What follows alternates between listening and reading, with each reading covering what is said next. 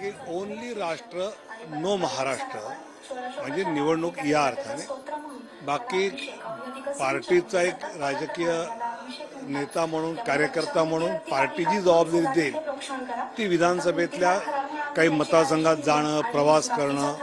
त्या जिंकण्यासाठी काम करणं, हे जे बावनकुळे साहेब, देवेंद्रजी, सुधीरभाऊ, चंद्रकांत दादा, पंकजाताई जे सांगतील ती एक टीम इथे काम करते, ती जी सांगेल ते नक्की करेल.